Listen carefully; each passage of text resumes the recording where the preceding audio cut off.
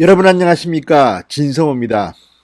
최장집 고려대 교수는 이른바 진보진영에서도 민주주의론에 대해서는 거둡니다. 상당히 오랫동안 대한민국의 민주주의를 비판해온 그런 학자입니다. 원로학자입니다. 그는 문재인 정부를 어떻게 평가할까요? 문재인 대통령을 어떻게 평가할까요? 자, 고정의 중앙일보 정치 에디터가 최장집 교수와 80분 정도 와이드 인터뷰를 했습니다. 그런데 최장집 교수는 정말 지금이 대한민국 민주주의의 위기라고 진단합니다. 그리고 진보의 위기라고 진단합니다. 이른바 문재인 지지자들 빠 정치에 대해서 강한 비판을 합니다. 문재인 대통령을 은둔형 대통령이라고 표현하기도 했습니다.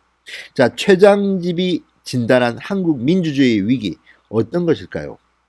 자, 보수 진영에서 문재인 정권을 비판하는 일은 늘 있어 왔습니다. 그렇지만 진보 진영, 이른바 정치학계의 비판적 견해를 담은 원로학자가 왜 문재인 정부를 민주주의의 위기라고 부르는지 고정의 정치 에디터 인터뷰에서 상당히 구체적으로 드러납니다. 그리고 이들의 말을 들어보면 정말 문재인 대통령 이러다가 큰일 나겠습니다. 진성호의 직설입니다. 방송에 앞서 아직 진성호 방송에 구독자가 아니신 분들은 붉은색 구독 버튼 눌러주십시오. 더 좋은 방송으로 보답하겠습니다. 자, 최장집 교수는 최근 한국정치연구 이 최근호에 게재된 다시 한국 민주주의를 생각한다. 위기와 대안이라는 학술지 논문을 발표했습니다. 문재인 정부에 대해서 진보와 보수 간의 극단적 양극화 그리고 민주주의의 위기를 불러왔다. 진보의 위기가 그 중심에 있으며 이는 그것을 선도했던 학생운동 세대의 엘리트 그룹과 그들의 결합된 이른바 빠 세력의 정치적 실패를 표현한다. 이렇게 썼습니다. 자, 이런 문제와 관련해서 최장집 교수는 육성으로 중앙일보와 인터뷰에서 속마음을 드러냈습니다. 자, 최 교수는 이렇게 말합니다. 민주화로부터 촛불 시위 이전까지는 한 단계 높은 민주주의로 발전하느냐가 한국 정치 발전의 중심 주제였다면 촛불 시위 이후 현재 시점에서 제기되는 것은 민주주의가 퇴행하는 걸 정지시키고 제대로 복원 발전하는 전환점을 만들어내냐는 새로운 문제라 이렇게 진단했습니다. 자, 최장집 교수는 이 민주주의의 큰 전환점을 1980년대 민주화, 2010년대 촛불 시위라고 뽑았습니다. 그러면서 문제는 촛불 시위 이후 민주주의 형태나 내용이 오늘 시점에서 볼 때 굉장히 실망스럽고 위험한 역사적 국면으로 들어간다는 느낌을 지울 수 없다고 말했습니다. 촛불 시위 이후를 걱정하는 겁니다. 극단적 분열, 좌우 분열 등 새로운 형태다. 많은 사람이 포퓰리즘이라고 하지만 나는 상당히 권위주의로 위험하게 다가가는 민주주의로 이해하고 더 비판적으로 얘기하면 전체주의적 특성이 나타나는 게 아니냐고 우려하는 상황이다. 권위주의, 전체주의 이런 단어들이 나옵니다. 자, 민주주의를 만들었던 중심 세력, 학생운동의 중심이 된 세력이 실제 권력을 획득하고 정치를 할 때 그 내용과 결과가 왜 이런 실망스러운 결과를 가져왔냐는 것이다. 이게 우리에게 큰 질문을 던지는 것이라고 말했습니다. 자, 촛불 시위는 하나의 특정 세력, 특정 이슈만을 가지고 일어났던 일이 아니다. 그런데 운동권 세력들이 중심이 된 문재인 정부의 정치 세력들은 배제적, 독점적 방식으로 정치를 운영하고 정책을 추진했다. 이전보다 훨씬 극심한 정치 균열과 갈등, 이런 적대적 관계를 만들어내는 건 알다시피 적폐청산을 모토로 한 결과물이라고 볼 수 있겠다. 아주 속 시원한 이야기를 지금 하고 있습니다. 그리고 운동권 세력의 정치를 비판합니다. 80년대로부터 한국 사회는 혁명적이다시피 모든 차원에서 변했는데 이들은 마치 냉장고에 있다 나온 듯 당시 투쟁할 때처럼 적과 알을 단순하고도 거의 폭력적으로 구분하고 나쁜 것으로 도덕적으로 규탄하며 이걸 청산의 대상으로 생각한다.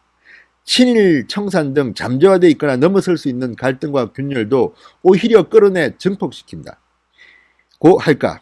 국제관계를 이해하는 방식도 너무나 80년대, 90년대를 재현한다. 탈냉전을 넘어 미중 간 새로운 냉전이 나타나는 대전환기인데도 그렇다. 그러니까 80년대 운동권 사고에서 조금도 바뀌지 않고 냉장고에 있다가 막 나온 것처럼 피아를 구분한다. 세상은 변했는데 이들은 변하지 않았다. 이렇게 비판하고 있습니다. 최근 부동산 정책과 관련해서도 이렇게 말합니다. 이해 당사자들의 이해관계를 뛰어넘어 일방적으로 그리고 문제가 있다고 생각하면 거의 적시 정책 목표를 만들어내는 조급하고 신중하지 않은 시도가 거의 공통으로 나타난다. 야당의 목소리는 고려의 대상조차 되지 않는다. 행정수도 이전 등 엄청난 문제도 너무나 쉽게 결정하고 실제로 하려고 한다. 정도를 넘어선 것이다. 피곤하고 고통스럽다고 합니다. 자, 그리고 이 문재인 대통령과 학생 운동권 엘리트와의 관계에 대해서 이렇게 말합니다. 우리나라 대통령은 아주 강력하지만 혼자서 통치할 수 있지 않다. 이들을 부수적, 보조적 조력자나 집행자로만 볼 수는 없다. 대통령만이 한다고 생각할 수 없는 한 덩어리 또는 하나의 권력체라고 이해할 수밖에 없다. 그래서 지금 문재인 뒤에 누가 있다는 말이 나오는 겁니다. 문재인 대통령이 모든 걸 혼자 할 수는 없습니다. 지금 어떤 정책, 어떤 사안을 보면 뭔가 보이지 않는 뭔가가 뒤에 그룹이 지금 대한민국을 망치고 있는 것은 아닌가 걱정하는 사람들이 꽤 많습니다. 자, 최장집 교수는 상당히 품위 있는 표현을 쓰지만 그 내용을 보면 지금 나오는 윤석열 총장이 썼던 민주주의, 자유민주주의의 정의, 독재나 전체주의를 피해야 된다는 그런 비슷한 맥락의 말도 씁니다. 자, 전체주의적 동원된 다수에 의한 전제정 이런 단어를 씁니다. 그리고 이 공직 추구와 권력에 대한 열망이라는 점을 빼곤 어떠한 정치적 규범이나 행동을 공유하지 않은 아노미 집단, 정치 자문력으로 견제하는 윤리를 발견하기 어려운 무도덕한 집단, 이렇게 캠프 정부를 규정하고 있습니다. 자, 그러니까 지금 문재인 정부는 세련된 민주화 정부라기보다는 이 청와대 정부, 대선 캠프에 참여했던 사람들의 캠프 정부, 이런 표현을 쓸 수가 있다는 것이겠죠. 자, 그리고 최 교수는 인터뷰에서 이렇게 말합니다. 현 정부에서 대통령 권력이 더 분산됐다거나 견제됐다던가 하는 걸 볼 수 없었다.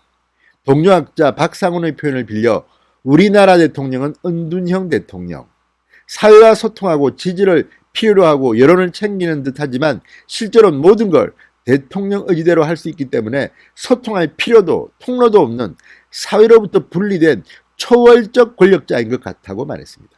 상당히 센 발언입니다. 그러니까 문재인 대통령은 저도 몇 번 말했지만 늘 숨어 있습니다. 필요할 때만 등장합니다. 소통을 잘 안 합니다. 그리고 뉴스나 신문, 방송을 잘 챙겨보는 것 같지도 않습니다. 한 번씩 하는 연설을 보면 이 사람이 달나라에서 별나라에 있다가 왔나 하는 생각이 들 때도 있습니다. 은둔형 대통령, 초월적 권력자, 상당히 마음에 드는 표현이라고 생각됩니다. 자, 문재인 정부는 운동이 굉장히 강했다고 말합니다. 운동이 민주화를 만들다시피 한 나라가 한국이다. 운동권 세력이 노무현 정부 때부터 정치에 진입했고 문재인 정부에선 핵심 세력이 됐다. 운동이 정당 역할을 한다. 특히 SNS 등 폭발적 영향력과 결합하면서 포퓰리즘적 정치가 한국 정치를 주도하는 상황이 오늘이라고 본다. 자, 빠의 집단적 공격성을 또 강조했습니다. 우르르 몰려가 클릭으로 좋아하고 공격하고 해서 파퓰리즘의 환경으로 이어진 게 오늘의 정치 현실이다. 교수나 지식인들의 현 정부에 대한 비판의 소리가 작은데 아마 비판의 소리를 높인다면 글쎄 인터넷 매체들에 의해 집중적인 공격 대상이 될 수 있다는 걸 두려워할지 모른다. 일종의 자기 검열이다. 이렇게 말했습니다. 자, 어쨌든 최장집 교수는 민주주의를 대한민국이 제대로 하기를 걱정하는 원로학자입니다. 그리고 최장집 교수의 비판에 대해서는 함부로 진보 좌파 진영에서도 뭐라고 할 수 없을 만큼 권위가 있는 그런 원로학자입니다.